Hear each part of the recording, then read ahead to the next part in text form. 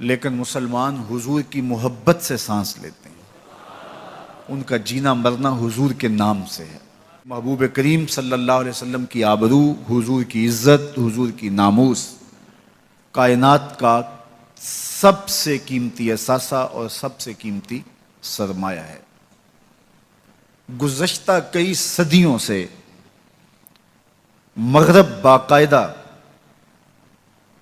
تحریک کے طور پہ حضور علیہ السلام کی ناموس پہ حملہ آور ہے، لیکن گزشتہ ایک عشرے سے بہت زیادہ اس میں شدت پیدا ہو گئی ہے اور آقا کریم علیہ السلام کی ناموس اور حضور کی آبرو پر وہ مختلف ذرائع سے حملہ آور ہو رہے ہیں۔ یہ ایسا کیوں ہے؟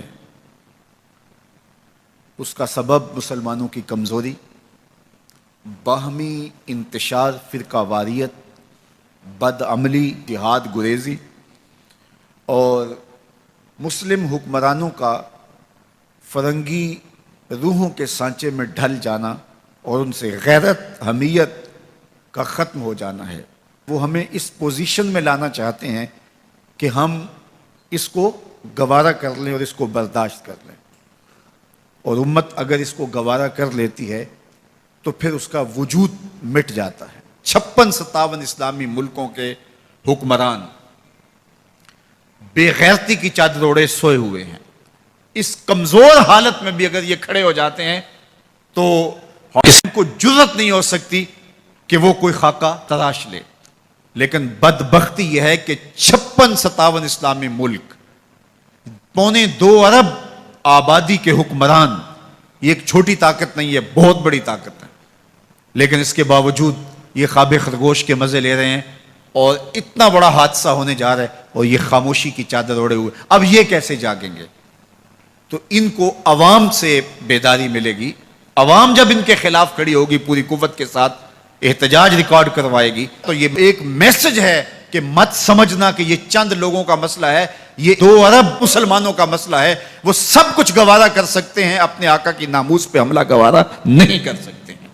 اور تمام طبقات آگے بڑھیں تو اس سے میسج اچھا جائے گا، اس سے جو ہے وہ پیغام اچھا جائے گا۔ نبی رحمت پر جس نوعیت کے اعتراضات ہوں اسی نوعیت کے جوابات دیجئے۔ اسی طرح دشمن جس میدان کو اختیار کرے اس میدان میں جواب دینا چاہیے۔ جو چیز تسلسل کے ساتھ ہوتی ہے انسان اس کا عادی ہو جاتا ہے۔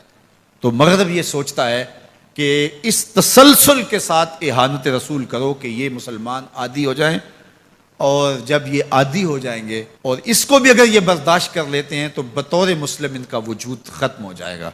لہٰذا یہ بار بار اس لیے کر رہے ہیں، لیکن مغرب اچھی طرح سن لے کہ ہم ہر دکھ جھیل لیتے ہیں، ہم ہر تکلیف گوارا کر لیتے ہیں، ہماری کمزوریاں، ہماری مداحنتیں، ہمارا بہت کچھ بہت امور میں ہے، لیکن حضور علیہ السلام کے نام پر کبھی بھی یہ امت کمزور نہیں ہوئی۔ اس امت نے عمل میں تو کمزوری دکھائی ہے، اس امت میں اور معاملات میں تو کمزوری دکھائی ہے، لیکن جب ان سے عشق رسول کا امتحان لیا گیا تو یہ پورے 100 نمبر لے کے پاس ہوئے۔ تو اس لیے مغرب کو اپنی ان حرکتوں سے، ان مکروہ حرکتوں سے باز آنا چاہیے۔